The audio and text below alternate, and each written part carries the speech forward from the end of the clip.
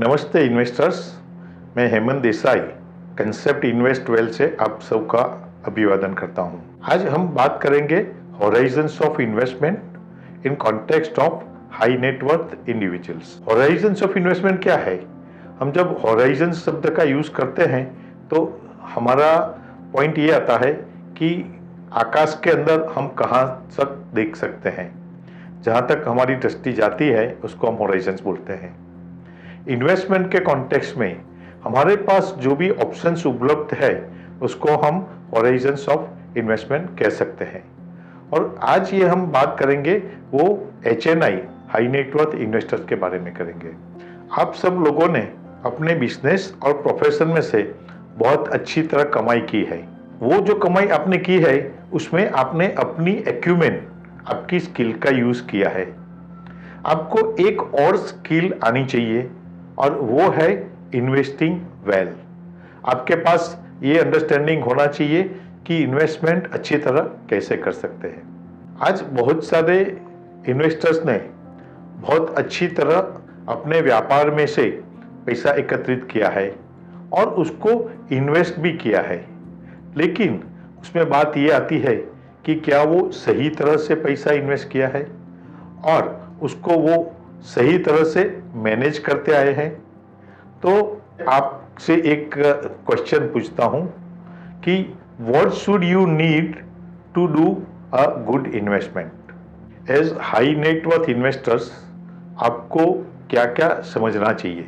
आपके पास एक ये अंडरस्टैंडिंग होना चाहिए कि आपके पास ऑप्शंस ऑफ इन्वेस्टमेंट कौन से हैं, फिर वो जो ऑप्शंस है उसमें रिस्क और रिवॉर्ड, प्रोज एंड कॉन्स क्या है, और बाद में वो ऑप्शंस में इन्वेस्टमेंट करने की जो प्रोसेस है वो आपको समझनी चाहिए। तो एक सक्सेसफुल इन्वेस्टर्स होने के लिए आपको ये तीन चीज का अंडरस्टैंडिंग होना आवश्यक है। अभी हम मेन पॉइंट के ऊपर आते हैं, हॉराइजन्स ऑफ इन्वेस्टमेंट। आपके पास ऑप्शंस कौन कौन से हैं? अभी आपके पास बहुत सारे ऑप्शंस है। जो ट्रेडिशनल कन्वेंशनल ऑप्शंस है जिसमें आप प्रॉपर्टी खरीदते थे, गोल्ड सिल्वर में इन्वेस्टमेंट करते थे या बैंक की फिक्स डिपॉजिट में इन्वेस्टमेंट करते थे, वो ऑप्शंस तो आज भी अवेलेबल है। साथ साथ अभी आप इक्विटी शेयर्स में इन्वेस्ट कर सकते हैं, म्यूचुअल फंड में कर सकते हैं, बॉन्ड्स में कर सकते हैं, अलग अलग तरीके से डेट पेपर में भी आप कर सकते हैं। और अभी हाई नेटवर्थ इन्वेस्टर्स के लिए हाई एंड ऑप्शंस भी बहुत आए हैं, जैसे कि AIF alternative investment fund, REIT real estate investment trust, INVT, वो सब ऑप्शंस में भी आप इन्वेस्ट कर सकते हैं।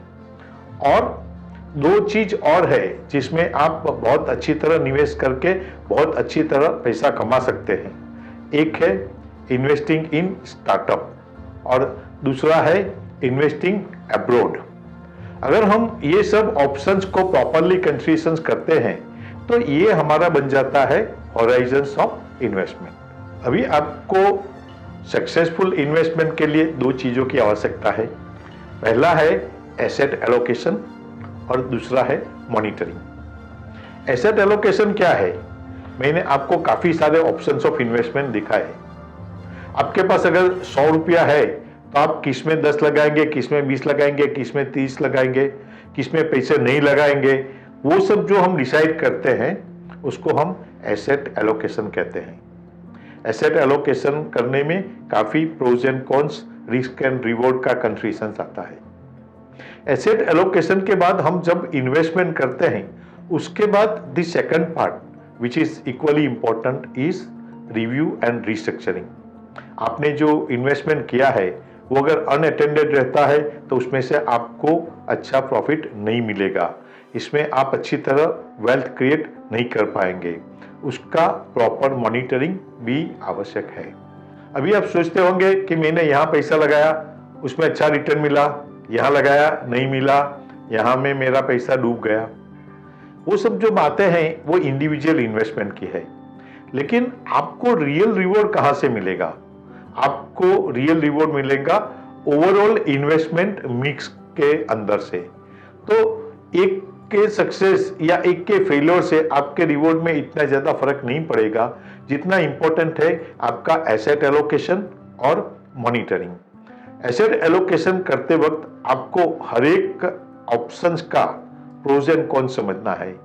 आपकी रिस्क प्रोफाइल के अनुसार वो प्रोज एंड कॉन्स जो है वो आपको सुटेबल है, आप उतना रिस्क ले सकते हैं, वो सिर्फ चीज कंसिडरेशन करते हुए आपको एसेट का एलोकेशन करना है।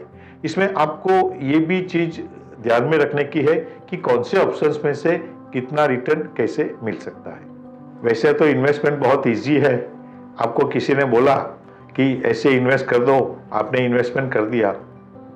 Is investment so simple? Yes, it is simple, but it needs to be understood well and monitored well। और यहाँ पर आपको आवश्यकता होगी एक अच्छे इन्वेस्टमेंट एडवाइजर की।